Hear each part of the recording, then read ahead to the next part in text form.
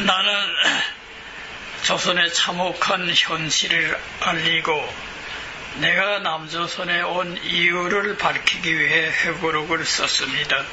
사랑하는 조선인민들이 김정일 독재를 반대하고 민주주의 투쟁에 나서는데 나의 글이 도움이 되기를 바랍니다. 황장엽의 회고록. 나는 역사의 진리를 보았다. 제2부 아내에게 보내는 유서 두 번째.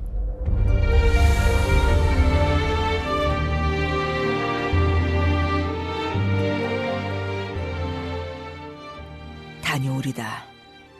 2월 12일쯤은 돌아오게 될 거요. 결국 나는 그 짤막한 한마디로 아내와 마지막 작별을 고했다. 우리는 꽃다운 시절 아득히 먼 모스크바에서 처음 만나 믿음과 사랑으로 반백년을 함께 보냈다. 그런 아내에게 어쩌면 이 세상에서 다시는 못 만나게 될지도 모르는 작별을 하면서도 그 말밖에 할 수 없다는 게 마음속으로 비통하기 그지없었으나 나는 전혀 내색하지 않았다. 하지만 이제 와서 돌이켜보면 아내에게 이번 망명의 암시로 느껴질 만한 일이 전혀 없었던 것은 아니다. 1996년 여름 어느 날이었다. 집 뒤편의 남새밭을 손보면서 민족의 운명에 대해 생각하고 있는데 아내가 다가와서 무슨 걱정거리라도 있느냐고 물었다. 그러면서 아내는 뭔가 짚히는 게 있는지 나를 바로 쳐다보지 않은 채 토마토 줄기에 눈길을 주고 있었다. 나는 아내에게 내 고민을 옮기기 싫어 짧게 부인했다. 그러자 아내는 무슨 까닭에선지 갑자기 말투를 러시아 말로 바꾸었다. 우리야 지금까지 잘 살았지요. 그러니 당장 죽는다고 한들 무슨 여한이 있겠어요. 하지만 당신에게는 얼마나 많은 사람들이 딸려 있나요? 이제는 우리를 위해서가 아니라 그들을 위해 참아야 해요. 대강 그런 뜻의 말이었다. 그때 아내가 내 마음속을 다 알고서 그런 말을 했다고는 생각되지 않는다. 그러나 어딘가 의표를 찌르는 데가 있어 나는 얼떨결에 마음의 일단을 내비치고 말았다. 개인의 생명보다는 가족의 생명이 더 귀중하고 가족의 생명보다는 민족의 생명이 더 귀중하며 민족의 생명보다는 인류의 생명이 더 귀중하다.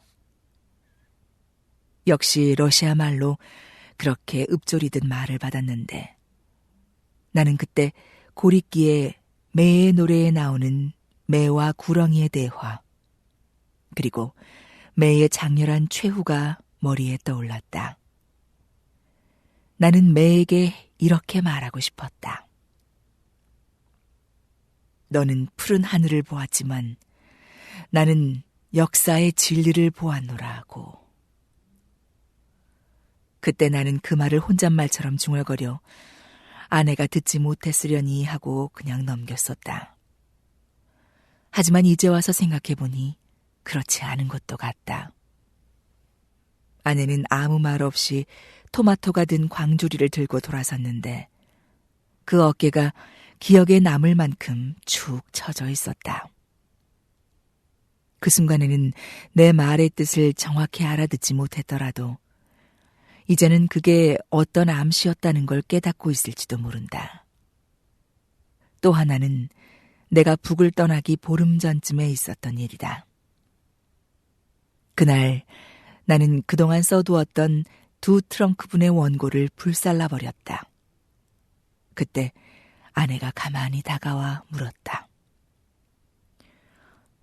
아끼던 원고를 왜 태워요? 이젠 필요 없을 것 같아서. 그때도 나는 그렇게 짤막하게 대답했지만 아내는 왠지 더 이상 캐묻지 않았다.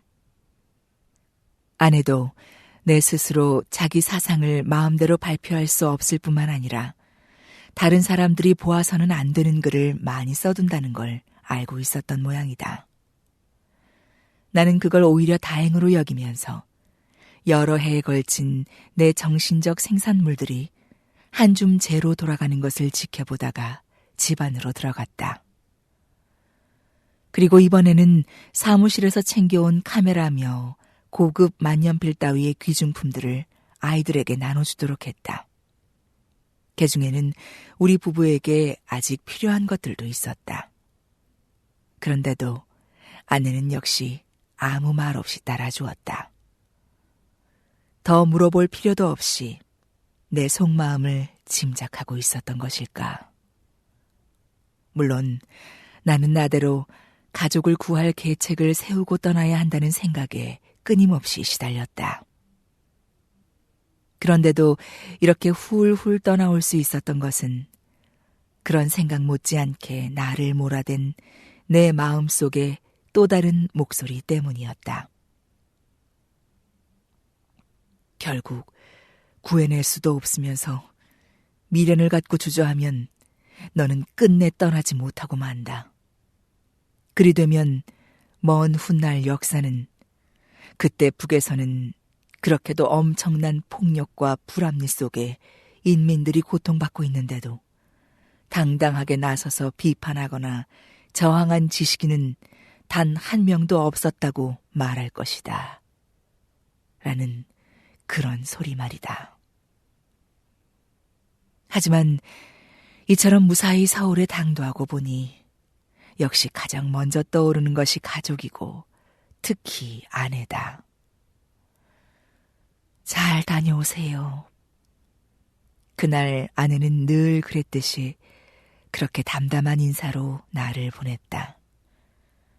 나는 뒤 한 번 돌아보지 않고 차에 올랐지만 마음속으로는 피눈물을 삼키고 있었다.